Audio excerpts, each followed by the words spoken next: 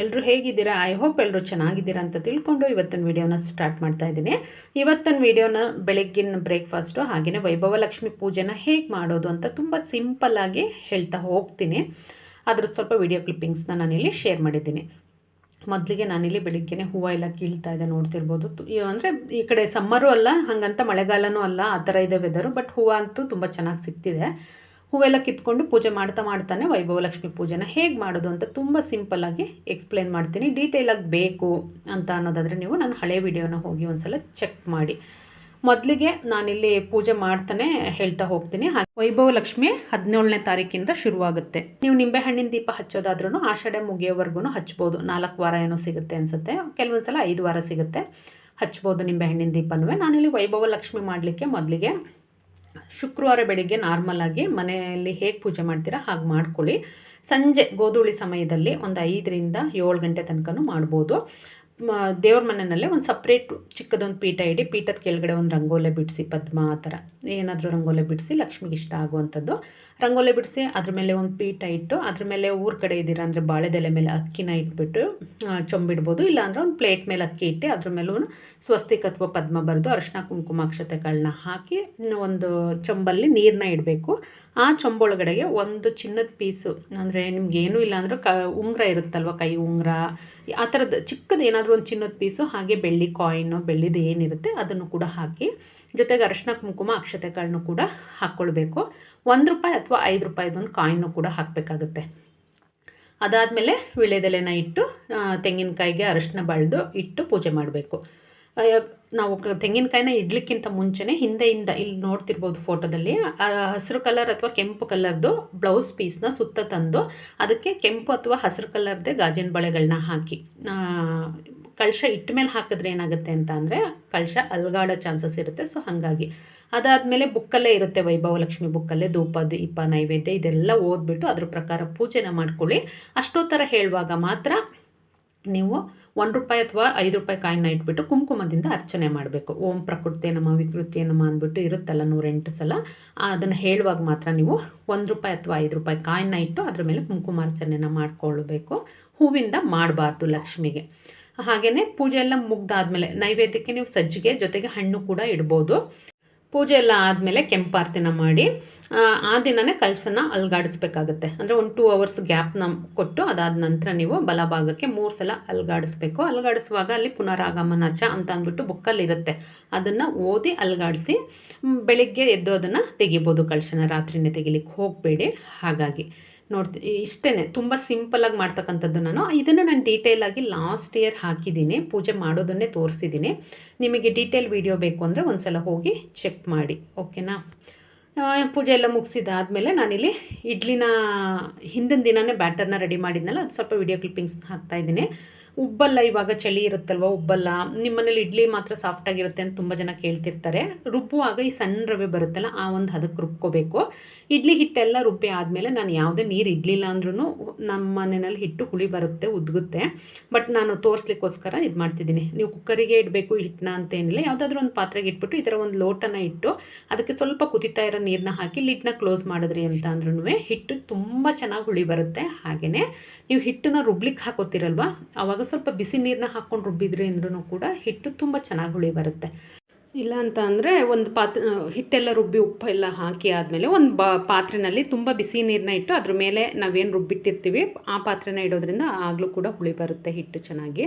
ನೋಡ್ತಿರ್ಬೋದು ಎಷ್ಟು ಚೆನ್ನಾಗಿ ಉಕ್ಕಿ ಬಂದಿದೆ ಅಂದ್ಬಿಟ್ಟು. ನಾನು ಸಾಮಾನ್ಯವಾಗಿ ಏನೂ ಮಾಡಲ್ಲ, ರುಬ್ಬುವಾಗಲೂ ನಾನು ಮೆಷರ್ಮೆಂಟ್ ಹಾಕ್ತೀನಲ್ಲ, ಅದು ಪರ್ಫೆಕ್ಟಾಗಿ ನಾವು ಮೆಷರ್ಮೆಂಟ್ ಹಾಕಿದಾಗ ಅದರಲ್ಲೂ ಕೂಡ ತುಂಬ ಚೆನ್ನಾಗಿ ಉಬ್ಬಿ ಬರುತ್ತೆ.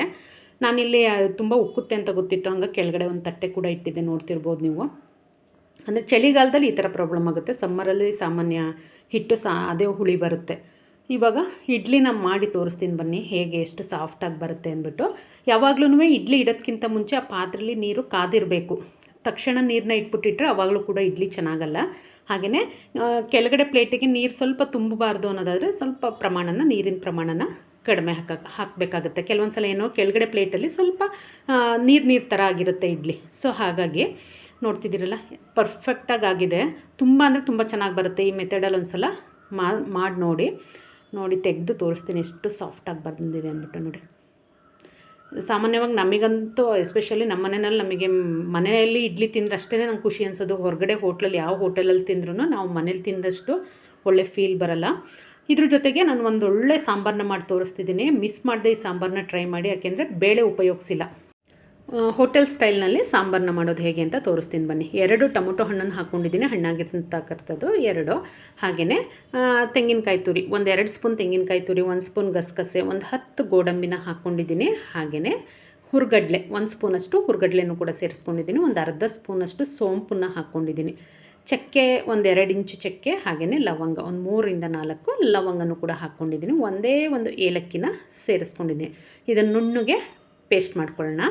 ತುಂಬ ಅಂದರೆ ತುಂಬ ರುಚಿಯಾಗಿರುತ್ತೆ. ಇಡ್ಲಿಗೆ ಮಾತ್ರ ಅಲ್ಲ, ಅನ್ನ, ದೋಸೆ, ಚಪಾತಿ ಇದಕ್ಕೆಲ್ಲ ಒಂದು ಒಳ್ಳೆ ಕಾಂಬಿನೇಷನ್ನು. ಹೋಟೆಲಲ್ಲೆಲ್ಲ ತಿಂದಿರ್ತಿರಲ್ಲ, ಸೇಮ್ ಟೇಸ್ಟು. ಮಿಸ್ ಮಾಡದೆ ಟ್ರೈ ಮಾಡಿ. ಕುಕ್ಕರ್ನಲ್ಲಿ ಮಾಡ್ಕೊಳ್ತಾ ಇದ್ದೀನಿ. ಕುಕ್ಕರಿಗೆ ಒಂದು ಸ್ವಲ್ಪ ಎಣ್ಣೆ, ಸಾಸಿವೆ, ಜೀರಿಗೆ, ಈರುಳ್ಳಿ, ಹಾಗೆಯೇ ಶುಂಠಿ ಮತ್ತು ಬೆಳ್ಳುಳ್ಳಿ ಪೇಸ್ಟ್ ಇಷ್ಟನ್ನು ಕೂಡ ಹಾಕ್ಕೊಂಡು ನೀಟಾಗಿ ಹಸಿ ವಾಸನೆ ಹೋಗೋವರೆಗೂ ಹುರ್ಕೊಳ್ಬೇಕಾಗತ್ತೆ. ಬೇಳೆ ಇಲ್ಲದೇನೂ ಇಷ್ಟು ರುಚಿಯಾಗಿ ಸಾಂಬಾರು ಮಾಡ್ಬೋದಾ ಅಂತ ಅನಿಸುತ್ತೆ. ಖಂಡಿತ ಒಂದು ಸಲ ಟ್ರೈ ಮಾಡಿ. ಇದಕ್ಕೆ 1-2 ಟೊಮೊಟೊ ಹಣ್ಣನ್ನು ಹಾಕ್ಕೊಂಡಿದ್ದೀನಿ. ರುಬ್ಲಿಕ್ಕೂ ಹಾಕ್ಕೊಂಡಿದ್ದೆ, ಆದರೂ ಇಲ್ಲೂ ಕೂಡ ಹಾಕ್ಕೊಂಡಿದ್ದೀನಿ. ಸ್ವಲ್ಪ ಕೊತ್ತಂಬರಿ ಸೊಪ್ಪನ್ನು ಕೂಡ ಹಾಕ್ಕೊಂಡು ಕೈ ಆಡ್ಕೊಳ್ತಾ ಇದ್ದೀನಿ, ನೋಡ್ತಿದ್ದೀರಲ್ಲ. ಈಗ ಇದಕ್ಕೆ ರುಬ್ಬಿರ್ತಕ್ಕಂಥ ಮಿಶ್ರಣನ ಸೇರಿಸ್ಕೊಳ್ತಾ ಇದ್ದೀನಿ. ಇದು ಹಸಿ ವಾಸನೆ ಹೋಗೋವರೆಗೂ ಒಂದು 10-20 ಸೆಕೆಂಡ್ ಹಾಗೆ ಕೈ ಆಡ್ಕೊಳ್ಬೇಕಾಗುತ್ತೆ. ಮಿಕ್ಸಿ ಜಾರ್ನ ತೊಳೆದು ಒಂದು ಸ್ವಲ್ಪ ನೀರನ್ನ ಹಾಕ್ಕೊಂಡಿದ್ದೀನಿ. ಈಗ ಮಸಾಲ ಪೌಡ್ರುಗಳು, ಅಚ್ಕಾರದ ಪುಡಿ, ಧನಿಯಾ ಪುಡಿ, ಜೀರಿಗೆ ಪುಡಿ, ಗರಂ ಮಸಾಲ, ಹಾಗೆಯೇ ಅರಿಶಿನದ ಪುಡಿ ಇಷ್ಟನ್ನು ಕೂಡ ಸೇರಿಸ್ಕೊಳ್ತಾ ಇದ್ದೀನಿ. ಇದು ಕೂಡ ಹಸಿ ವಾಸನೆ ಹೋಗಬೇಕು. ಮತ್ತು ಇನ್ನೊಂದು 10-20 ಸೆಕೆಂಡು ಸಿಮ್ಮಲ್ಲೇ ಇಟ್ಕೊಂಡು ಹುರ್ಕೊಳ್ಬೇಕು. ಹುರ್ಗಡ್ಲೆ ಎಲ್ಲ ಹಾಕಿದ್ದೀವಲ್ಲ, ಉರಿ ಜಾಸ್ತಿ ಮಾಡಿದ್ವಿ ಅಂದರೆ ತಳ ಹಿಡಿಯೋ ಚಾನ್ಸಸ್ ಇರುತ್ತೆ. ಹಾಗಾಗಿ ಈಗ ಕನ್ಸಿಸ್ಟೆನ್ಸಿನ ಅಡ್ಜಸ್ಟ್ ಮಾಡಿಕೊಂಡು ನೀರನ್ನು ಸೇರಿಸ್ಕೊಳ್ಬೇಕಾಗುತ್ತೆ. ನಿಮಗೆ ಯಾವ ತಿಕ್ನೆಸ್ ಬೇಕು, ಇಡ್ಲಿಗೆ ಅಥವಾ ಪೂರಿ, ದೋಸೆ, ಚಪಾತಿ, ನಿಮಗೆ ಯಾವುದಕ್ಕೆ ಮಾಡ್ತೀರೋ ಅದಕ್ಕೆ ಅನುಗುಣವಾಗಿ ರುಚಿಗೆ ತಕ್ಕಷ್ಟು ಉಪ್ಪು, ಸ್ವಲ್ಪ ಕೊತ್ತಂಬರಿ ಸೊಪ್ಪು, 1 ಸ್ಪೂನಷ್ಟು ಹುಣಸೆಹಣ್ಣಿನ ಪೇಸ್ಟು, 1 ಸ್ಪೂನ್ ಬೆಲ್ಲ, ಹಾಗೆಯೇ ಸ್ವಲ್ಪ ಕಸೂರಿ ಮೇಥಿ. ಟೊಮೊಟೊ ಹಣ್ಣು 4 ಹಾಕಿದ್ರೂ ನಾನು ಸ್ವಲ್ಪ ಹುಣಸೆಹಣ್ಣು ಪೇಸ್ಟ್ ಹಾಕ್ಕೊಂಡಿದ್ದೀನಿ. ಏನಕ್ಕೆ ಅಂದರೆ ರುಚಿ ನಿಮಗೆ ಬೇರೆ ಥರನೇ ಅನಿಸುತ್ತೆ. ಖಂಡಿತ ಎರಡನ್ನೂ ಕೂಡ ಹಾಕ್ಕೊಳ್ಳಿ. ನೋಡಿ, ಅದು ಒಂದು ಕುದಿ ಬಂದಾಗಲೇ ಮನೆಯೆಲ್ಲ ಒಂದೊಳ್ಳೆ ಘಮ ಘಮ ಪರಿಮಳ ಬರ್ತಿರುತ್ತೆ. ಟ್ರೈ ಮಾಡಿ. ಬೇಳೆ ಇಲ್ಲ, ಏನಪ್ಪ ಮಾಡೋದು ಇವತ್ತು ಇಡ್ಲಿಗೆ ಅಥವಾ ಅನ್ನಕ್ಕೆ ಅಂತ ಅನ್ನುವಾಗ ಈ ಸಾಂಬಾರನ್ನ ಒಂದು ಸಲ ಟ್ರೈ ಮಾಡಿ. ಖಂಡಿತ ತಿಳಿಸಿ ಹೇಗಿತ್ತು ಅಂತ ಅಂದ್ಬಿಟ್ಟಾಯ್ತಾ. ನಾನಿಲ್ಲಿ ಇಡ್ಲಿಗೆ ಮಾಡ್ಕೊಂಡಿದ್ದೆ, ನಿಮಗೂ ಕೂಡ ಶೇರ್ ಮಾಡಬೇಕು ಅನ್ನಿಸ್ತು ರೆಸಿಪಿನ. ಸೊ ಹಾಗಾಗಿ ರೆಸಿಪಿ ಕೂಡ ಶೇರ್ ಮಾಡಿಕೊಂಡೆ. ಮಿಸ್ ಮಾಡಿದೆ, ಟ್ರೈ ಮಾಡಿ. ಟೇಸ್ಟ್ ಹೇಗಿತ್ತು ಅಂತ ತಿಳಿಸಿ. ಅದಾದಮೇಲೆ ಸಂಜೆ ಮಗ ಬರೋಷ್ಟರಲ್ಲಿ ಏನಾದರೂ ಸ್ನ್ಯಾಕ್ಸಿಗೆ ಮಾಡಬೇಕು.